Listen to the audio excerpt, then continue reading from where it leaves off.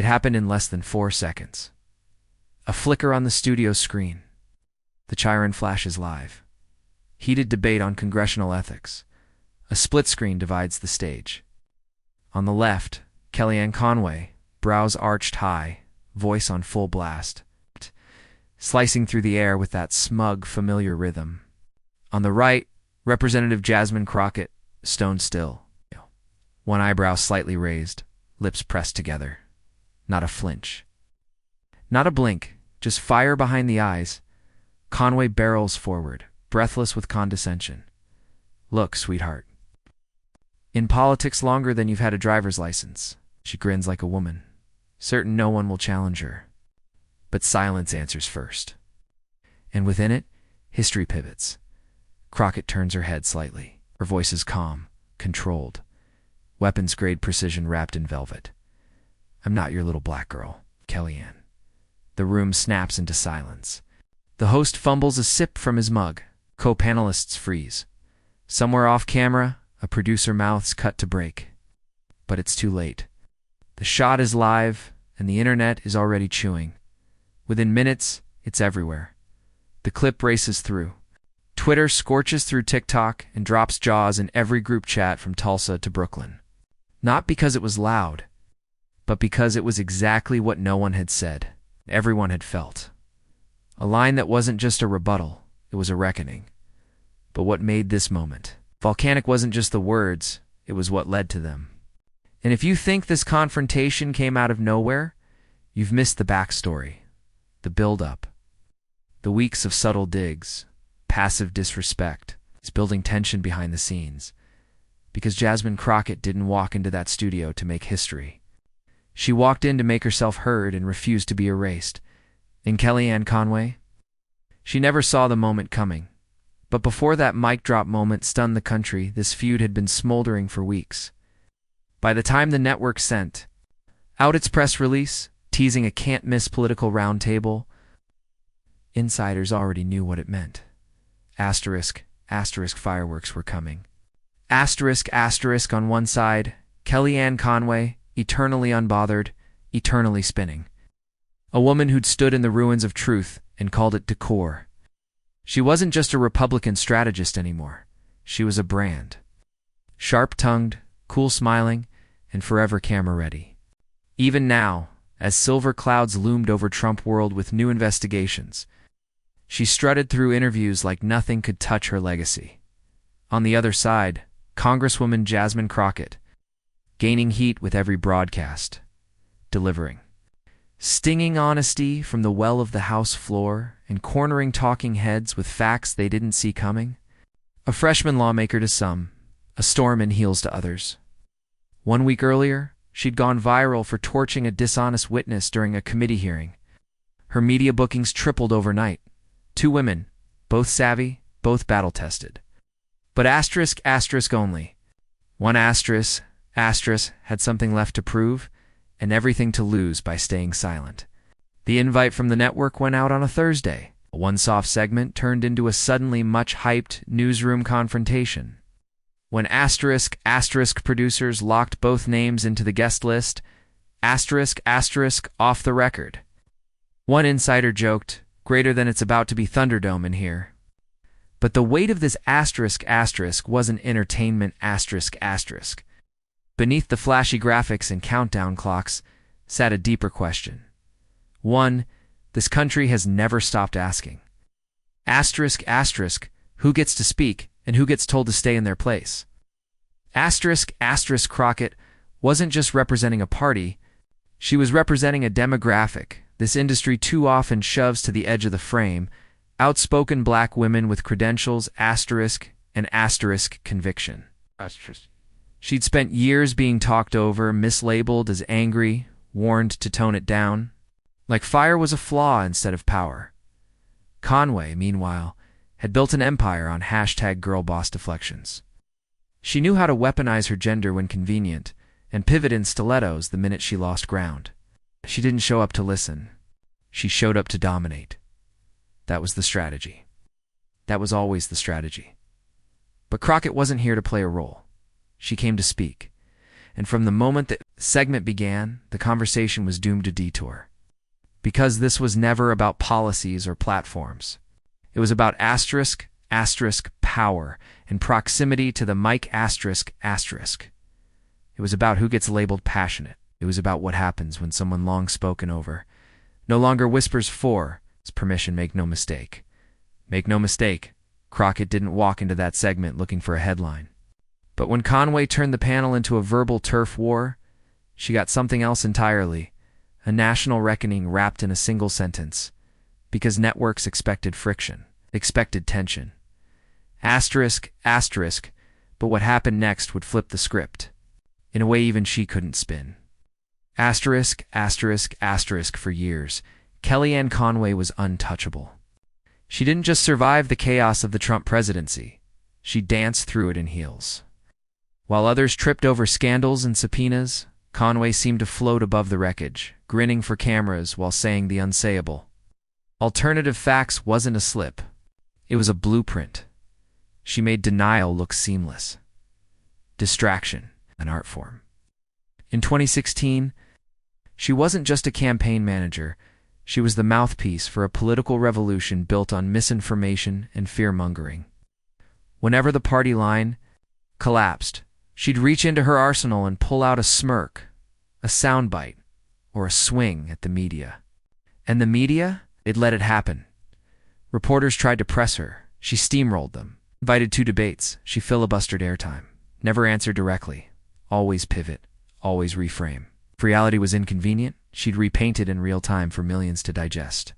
Kellyanne didn't win arguments. She exhausted them until no one knew which way was up. And for a while, it worked. Her confidence was bulletproof. Spin machine word without resistance. But that was then now. The country is burnt out on deflection. And Conway, the queen of political gaslight, is starting to sound like yesterday's headline. Because something's changed. Viewers aren't just watching for what's said. They're watching for who gets silenced, and how hard they fight back. But Conway hasn't evolved. She's using the same weapons in a war that has moved on. The day of the segment, insiders say she walked into the studio like she owned it. Classic, straight-back stance. Blazer crisp. Tone polished. She addressed the production assistants as if they were interns. Barely glanced at Crockett during prep. To her, it was just another round. Her opponent, just another talker to talk over. But what Kellyanne didn't realize was that Congresswoman Crockett wasn't coming with talking points. She was coming with purpose. Lived experience. Grounded rage channeled into cutting articulation. And while Conway deployed every tactic in her purse, the overtalking, the performative sighs, the smirking interruptions, something was off. By minute 4 of the segment, you could see it. The old moves weren't landing. She interrupted, but Crockett didn't stammer. She smirked, but it didn't disorient. She tried the dismissive tone, sweetheart. Honey, calm down. The same tone that's derailed thousands of women through passive-aggressive charm. But Crockett, did not blink. What made it worse wasn't just the strength of her opponent.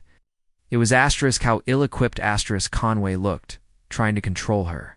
And that's the danger with rehearsed dominance. It works until someone refuses to play the script. Even viewers noticed. Hashtags flooded X within minutes. Kellyanne, OUTMATCHED.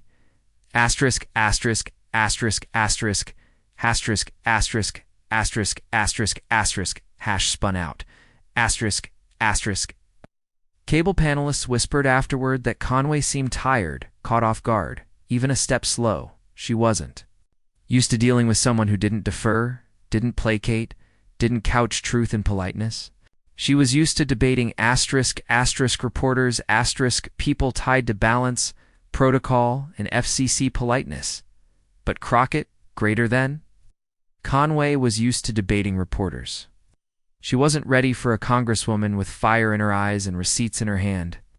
The face of polished spin met the fury of authentic truth. Odd. And for the first time in years, Conway looked rattled, not wrong-footed by a trick. But cornered by reality itself. Asterisk, asterisk, because Crockett wasn't just calling out hypocrisy. She was asterisk, asterisk, exposing it. Asterisk, asterisk. Unfiltered and without apology. And in a media machine where spin usually wins, that kind of raw, fearless clarity is dangerous, especially for someone like Conway, whose power depends entirely on controlling the narrative, bending the frame, distorting the now. But that night, she wasn't holding the pen. Jasmine Crockett was quietly preparing for war, asterisk, asterisk, and she wasn't planning to walk away silent. Asterisk. Asterisk before the cameras, before the headlines. Long before she ever raised her voice on live television, Jasmine Crockett was just a girl in Texas learning how to navigate a world that didn't expect her to succeed. Not the quiet, stay-in-line kind of girl, not the Fidenteve background kind. She was the kind who asked too many questions, held eye contact too long, and refused to accept because we said so as a final answer. Some called it attitude. Others called it defiance. She would call it asterisk, asterisk survival, asterisk, asterisk. Growing up, classrooms became training grounds for resistance.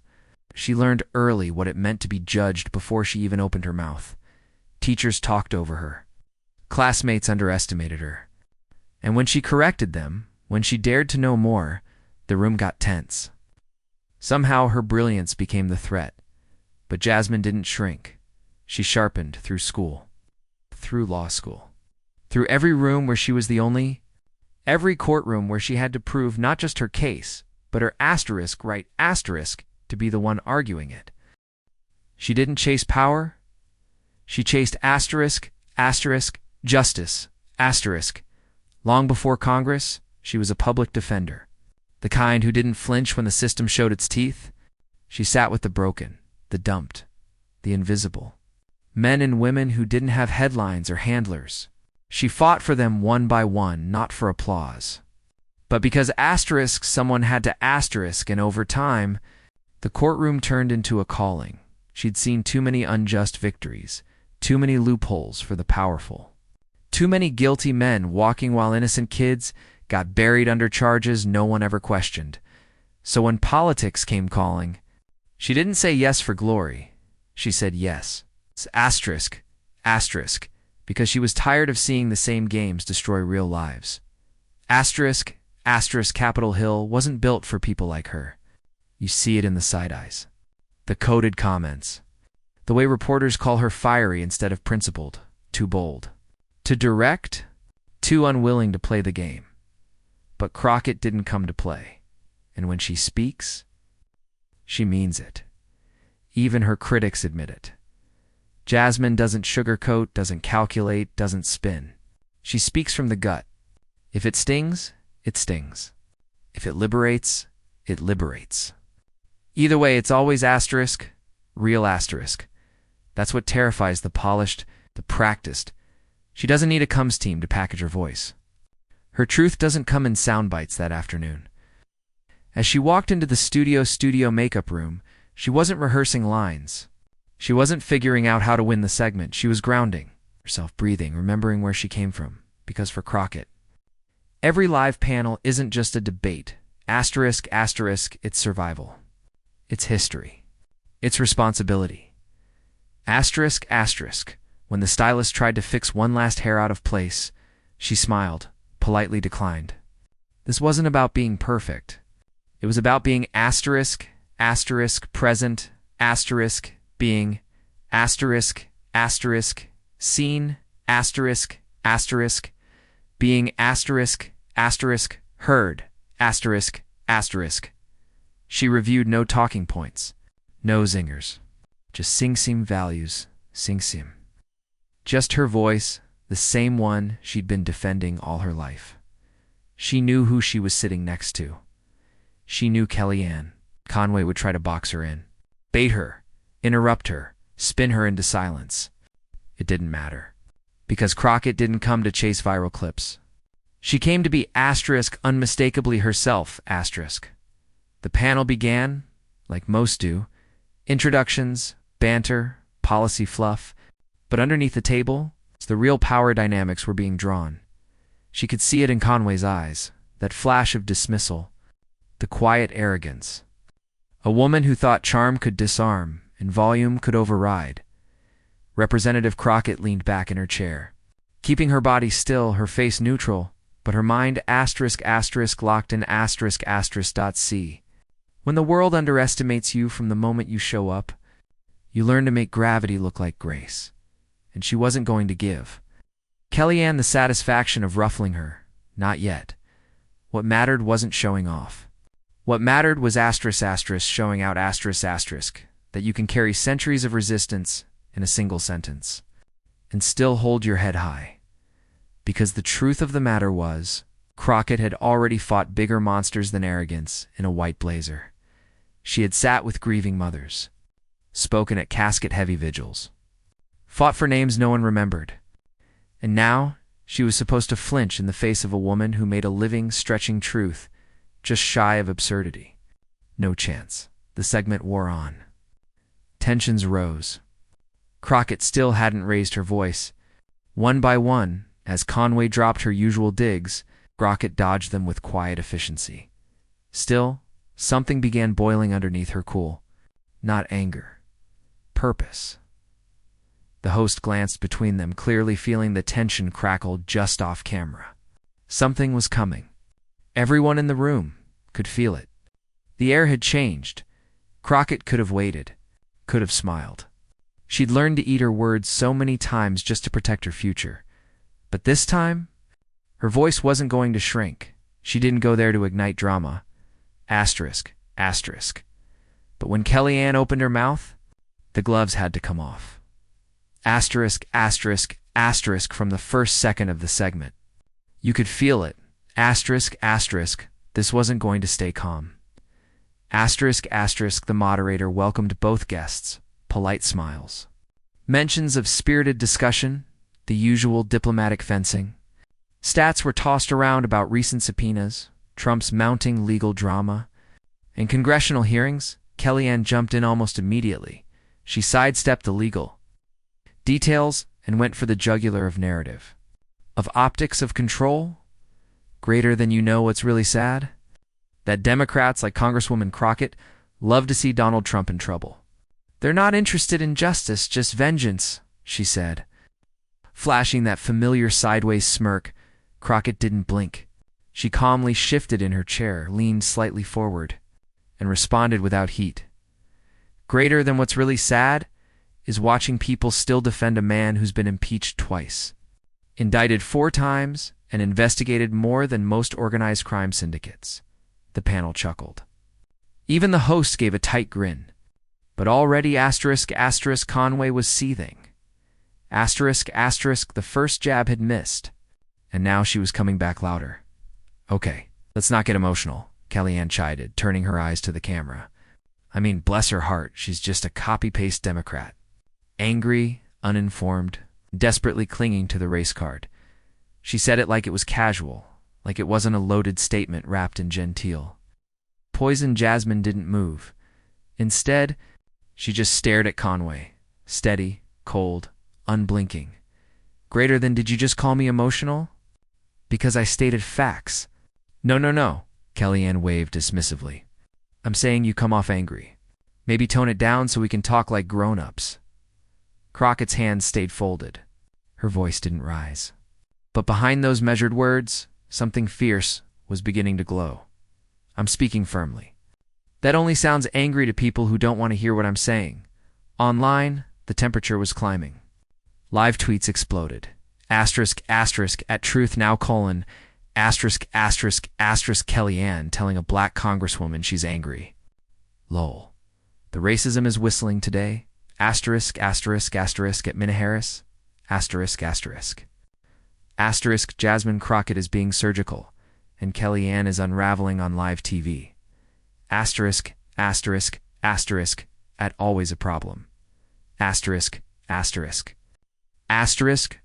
This is the most uncomfortable panel I've ever watched, and I cannot look away. Back in the studio, a simmering uncertainty was replacing the false calm. Conway doubled down. Interruptions. Eye rolls. Sly little sweethearts. All of them *** microaggressions, baked into political theater. Asterisk, asterisk, she talked over the host. She laughed at Crockett's legal credentials. She accused her of dividing the country with identity politics. Crockett, still composed, still focused, but viewers could see it too. Asterisk, asterisk. Her patience was stretching thinner by the minute. Asterisk, asterisk. This wasn't just debate. It wasn't even disrespect. It was erasure happening in real time. On national television, Kellyanne didn't care about policy. She came to dominate the airtime. And when that didn't work, she pivoted to the oldest play in the book: belittle, minimize. Label the goal wasn't to win the argument, the goal was to break her, but Crockett wasn't cracking. Greater than you keep calling me angry, emotional, loud. What you mean is asterisk, I'm not letting you lie unchallenged. Asterisk, Conway scoffed. Greater than oh please. People like you, the host sat up straighter. The air tensed. Even Kellyanne's smile faltered as the words left her mouth. And Jasmine, her chin lifted, her eyes narrowed. The temperature in the room dropped 10 degrees. Asterisk, asterisk, the internet could already feel it coming. Asterisk, asterisk. This wasn't just a disagreement. It was a asterisk, asterisk storm waiting to break. Asterisk, asterisk. The fake smiles were gone. The moderation was a hollow formality. And Conway, relentless, unrepentant, barreled forward without pause, without care for how far over the line she was drifting. And then, seeing the moment, the sentence, the line Kellyanne, Conway crossed that the entire country wouldn't soon forget. Asterisk, asterisk. It was the kind of moment that doesn't just break the internet. Asterisk, asterisk, it sears into the collective memory. Asterisk, asterisk, 5 words. Razor sharp, history heavy, delivered not in a scream, but in something far more terrifying to the arrogant. Asterisk, asterisk, conviction. Asterisk, asterisk, but before we even get to them, let's rewind. The segment was nearly at its peak. Voice levels were climbing. The host had stopped trying to rein it in, letting the tension burn its way to something inevitable. Conway leaned in, that same condescending cadence dipping into her voice, sweet and dripping with poison. Honey, she said, smiling like it was a compliment. I've been in politics since before you even wore heels. A pause. Not a long one, but just enough to almost pass unnoticed. She thought she was being clever. She thought it was cute. Assertive, but refined. The kind of casual insult she'd gotten away with for decades. A reminder of seniority. A subtle undermining.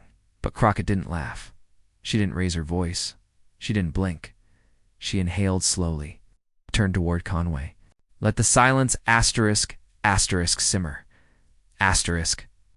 And then, with the kind of poise that can only come from generations of being underestimated, she delivered the sentence that would light up every corner of the country. Well, guess what? I'm not your little black girl, Kellyanne. The panel went asterisk. Still asterisk. The kind of quiet they don't teach you how to handle in broadcast school. The kind that rearranges everything. The host opened his mouth but found no words. Like the air itself had been vacuumed out of the studio, Conway froze. Her rehearsed smirk faltering, confusion flashing across her face. She tried to smile, tried to recover, but there was no saving it, because it wasn't just a clapback. It was a declaration, a reclamation of identity, a dismantling of 1,000 dog whistles in one strike, and it landed like a asterisk, asterisk, gavel. Asterisk, asterisk, what had been a political segment became a cultural reckoning, broadcast live for the world too. Watch in real time. And Crockett wasn't done. She didn't gloat. She didn't raise her tone. She leaned forward, voice like iron wrapped in clarity, and added, See, I've had to push my way into every room I've ever entered. I've had to work twice as hard just to be called half as qualified. Endure tone policing, coded insults, and being talked down to by women like you, who pretend it's not about race or power when that's all it's ever been. Conway blinked. Crockett continued. Greater than, you don't get to pat me on the head while trying to silence me. I didn't come here to be cute and cooperative. I came here to speak. Respectfully, if you can't handle that, maybe take a seat. And that was it. A masterclass in composure. No shouting, no insults. Just fierce. Pristine truth. It was the turning point asterisk. Whatever grip Kellyanne had on the narrative, vanished, She tried interrupting again, but the momentum was gone. Her words landed hollow. Her smile looked forced. Crockett sat back, hands folded, score settled. The internet. Detonated. Within 15 minutes. The clip was everywhere. TIK2KS popped up with slow-motion edits of the moment. Jasmine's quote layered over gospel organs and Beyoncé vocals. One creator dubbed it, the reed that broke the archetype. Twitter, or what remained of it, melted. At real BLK history : Representative Jasmine Crockett just ended 20 years of political condescension in 5 seconds flat. At LA Times commentary, Crockett's quote will live next to Maxine Waters. Reclaiming my time, legend status.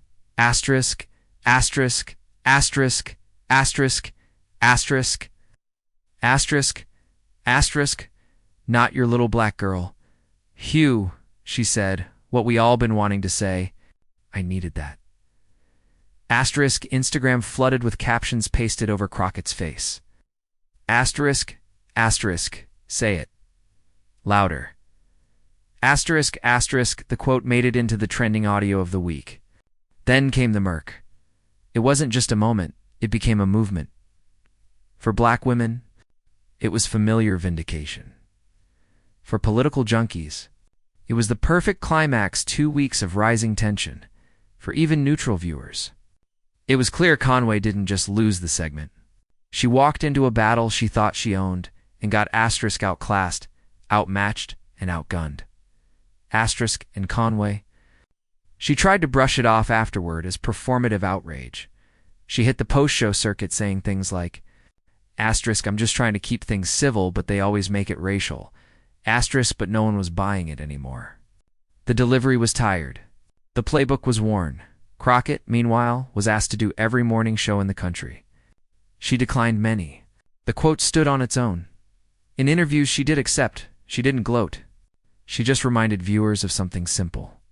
Greater than respect isn't a favor.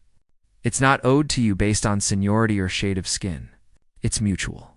And when you don't give it, don't get surprised when you get checked in. Turn. A volcanic moment in a controlled whisper. That's what made it iconic.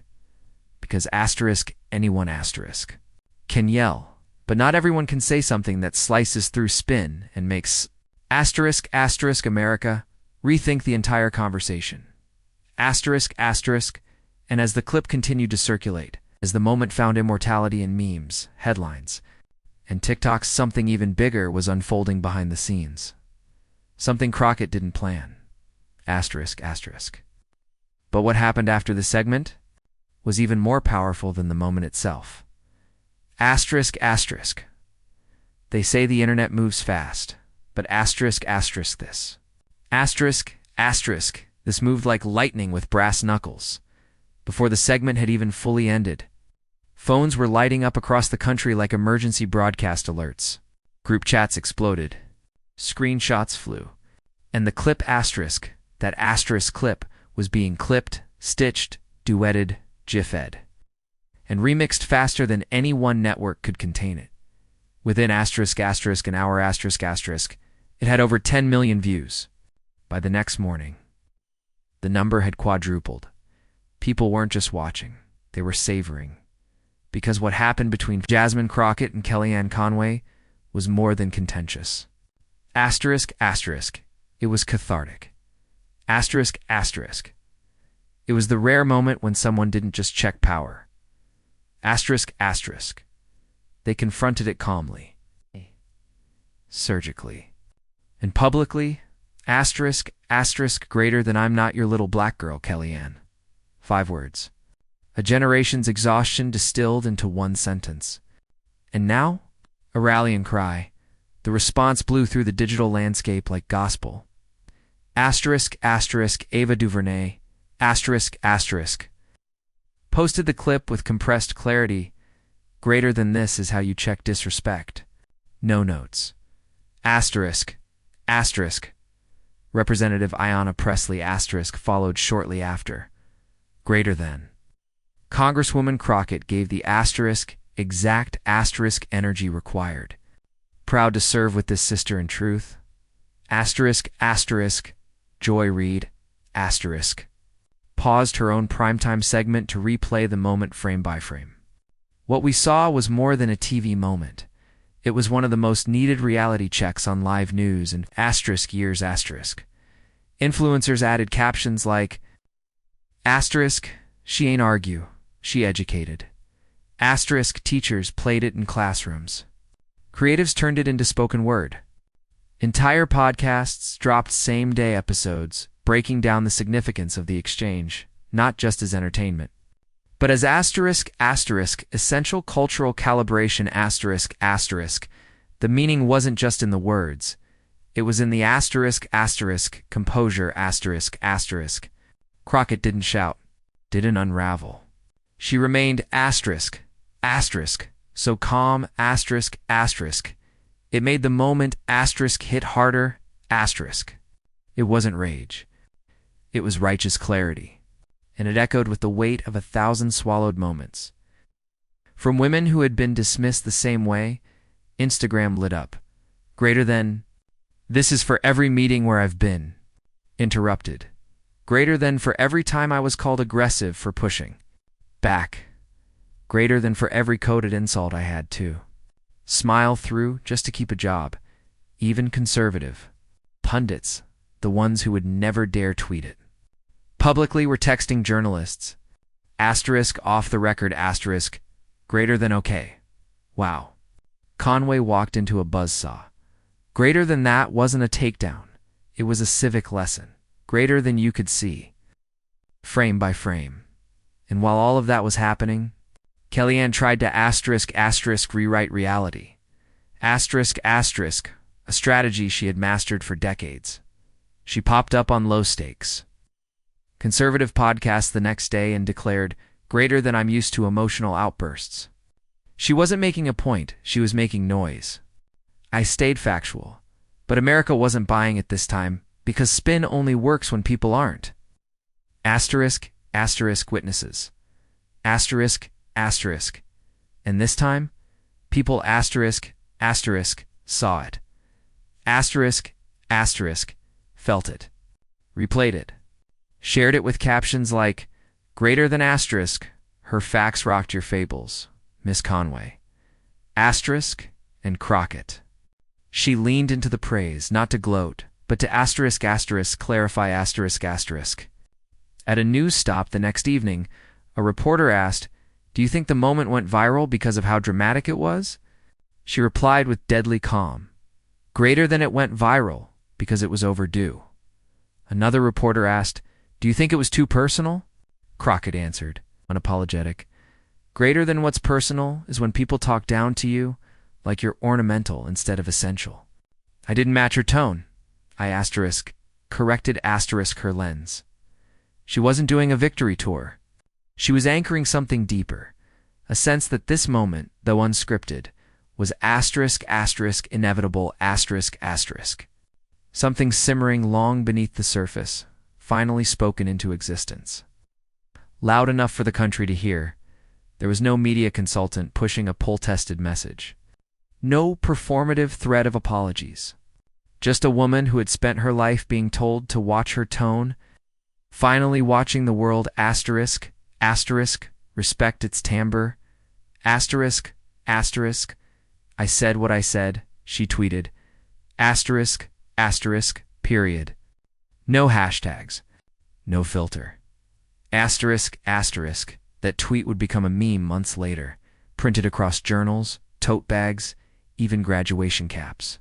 But in that instant, it stood as the loudest silence you could post. Crockett had given voice to a shared experience, one so many had endured but never seen answered. With such deliberate grace and surgical thunder. And maybe that's why this wasn't just viral. It was viral with a spine. A moment you don't scroll past. A sentence that doesn't leave you. Because when truth is spoken that clearly, even those who wish to challenge it must first sit and feel it. And still, behind all the trending noise, something real was shifting. A cultural scale tipping. A name becoming more than a name. A symbol. But Crockett didn't just clap back. She turned the moment into a movement.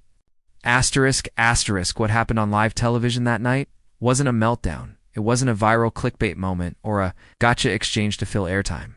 It was a mirror,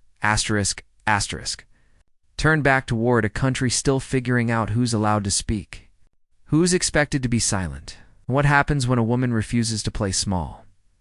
Because let's be clear, Crockett didn't lose her cool. She didn't snap. She set a boundary, so sharp and calm. It cut right through a culture obsessed with false politeness. What shook people wasn't the volume. It was the clarity, She didn't scream. She didn't flinch. She told the truth out loud, unapologetically, and did what so many before her were punished or passed over for even daring to attempt. She, drew the line. Publicly, powerfully, permanently. And in doing so, she exposed the double standard that women like her walk through daily. If she had let the microaggression slide, nodded politely, and smiled through the condescension, it would have been mature, professional, respectable.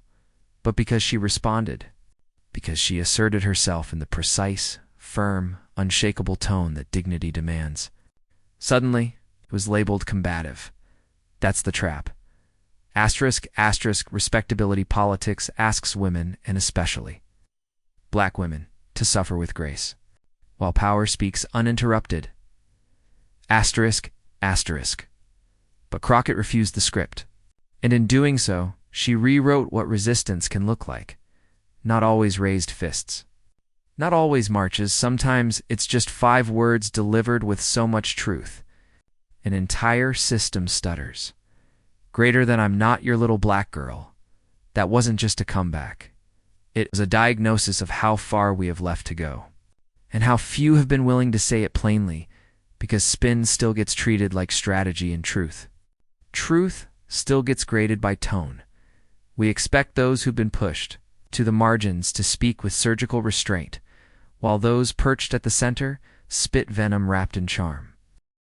But moments like this one, shift the weather, they crack the narrative. They remind us that you don't have to contort yourself to fit into a space someone else built. Crockett's. The moment wasn't about anger. It was about self-respect, It was about refusing, one more time, to let someone older, whiter, or more experienced decide what volume her truth was allowed to come out in, because here's the thing, surrounded by spin. Sometimes the most disruptive thing you can do is be honest, surrounded by noise. Sometimes the boldest move is clarity, and for a generation watching at home, women in boardrooms, classrooms, communities, that moment didn't just feel powerful. It felt familiar. They'd been talked over to. They'd been smiled at while being sidelined. They'd been told representation matters, only to find their voices groomed out of the final cut. And here came Crockett, live, unscripted, standing in grace, but unmovable. Not to prove a point. To prove a truth, because. What she reminded the country was this: greater than being calm in the face of disrespect isn't weakness. And sometimes, Raising your voice is how a generation hears you. It wasn't about Democrat versus Republican. It wasn't even about Conway. It was about every time someone has been expected to accept less, explain more, and smile through being diminished. And it was about finally saying no, clearly enough that even the people in the back had to stop and listen that night. Crockett didn't just represent herself. She became a stand-in for every person who's ever been talked down to, misnamed, patronized, or muted and said, in the most precise terms, not anymore, because in the end, what lasts aren't the headlines or the hashtags. What lasts is the truth delivered without fear, and what rises from it. Dignity over deference, truth over tactics. Identity, not something to dilute, but something to defend, not a meltdown, a mirror. And in it, America saw the reckoning it's been dodging for far too long.